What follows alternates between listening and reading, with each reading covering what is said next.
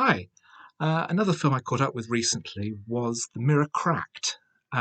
It was one of a series of Agatha Christie adaptations that appeared in the late 70s, early 80s. And I've previously reviewed several of the Hercule Poirot films made in the series with Peter Ustinov as the character. Well, this is a Miss Marple story with no less than Angela Lansbury, um, very poorly aged up to play the Great Sleuth. In the story, Hollywood has come to her village of St Mary Mead, and a new film is being made in the town, and a great Hollywood star has come to try and revive her career, whilst a great rival of hers is also in the film. But then, during a reception in the village, um, suddenly someone drops dead, and it turns out she's been poisoned, and apparently the glass with the poison in was intended for the Hollywood star. So there is then a mystery as to who would want to kill her and why. The problem with the film is this, and in fact, it should be problems because it's riddled with issues. Firstly, Angela Lansbury is too young. Secondly, she doesn't really do very much.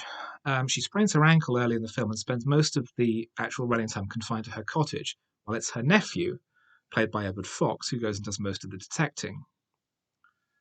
Another issue is that it's never really made clear what the field of play is.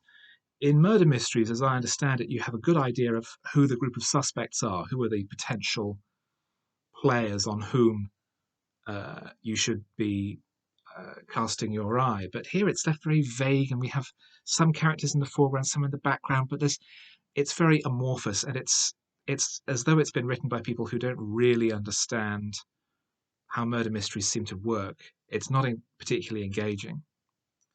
Um, The supporting players are generally of a very high standard. You have Elizabeth Taylor as the star, Kim Novak as her great rival, Tony Curtis, Rock Hudson, as well as Angela Lansbury and Edward Fox. So it's a big all-star production.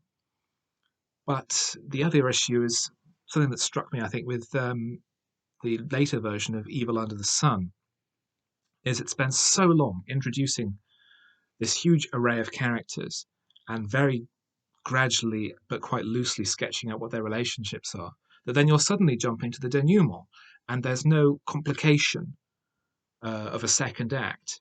It has that same issue with structure that I found off-putting and um, uneasy with Evil Under the Sun. That didn't have a problem with Death on the Nile. Um, I think both of those were written by Anthony Shaffer. This was not written by him, and it shows because even Shaffer on a bad day can deliver something really strong. Evil Under the Sun has its high points, even though the structure has problems. But The Mirror Cracked, which there's no mirror in the title. It takes its title from um, uh, poetry by Tennyson, which is quoted in the film. Um, it has a miscast lead who's then not used very much. There's a lack of focus in the story and in the characterization. Um, the denouement and the reasoning for the murder is quite clever, but it's not as seeded as well as it should have been throughout the rest of the story. It's one of the weaker big scale murder mysteries I've seen. I think it's probably the weakest of the run of Agatha Christie adaptations in the late 70s and early 80s that were made as feature films.